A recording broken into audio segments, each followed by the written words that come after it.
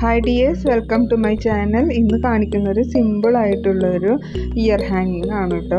നമ്മുടെ പഴയ മുത്തുകളൊക്കെ ഉണ്ടെങ്കിൽ നമുക്ക് അത് വെച്ചിട്ട് ഉണ്ടാക്കാം.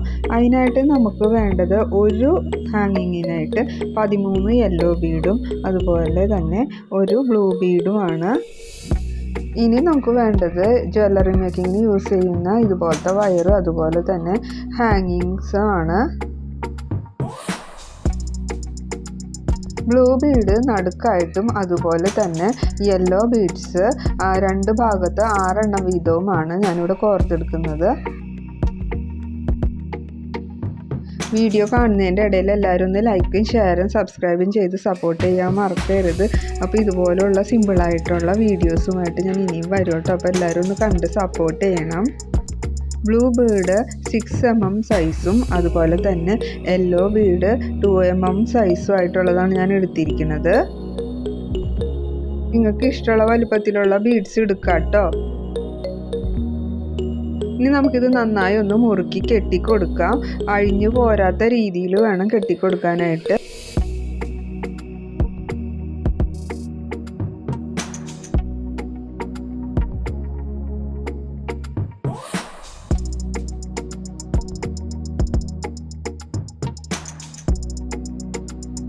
നന്നായി മുറുക്കി കെട്ടിയതിന് ശേഷം നീളം കുറവുള്ള വയറിൻ്റെ ഭാഗം ഞാൻ കട്ട് ചെയ്ത് കളയുന്നുണ്ട്.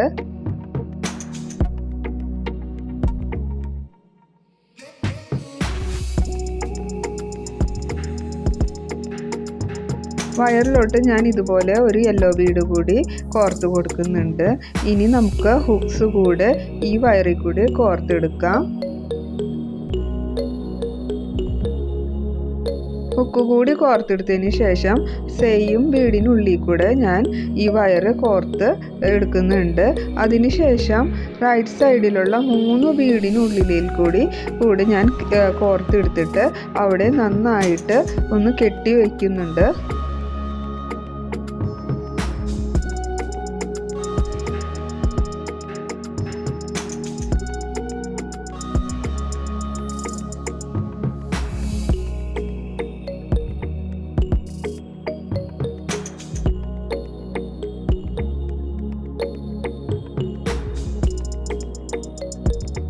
ബീഡ്സ് പോരാതിരിക്കാവുന്ന രീതിയിൽ നല്ല ടൈറ്റായിട്ടൊന്ന് കെട്ടിക്കൊടുക്കുക. അതിനുശേഷം ഇതുപോലെ കട്ട് ചെയ്ത് കളയാട്ടോ.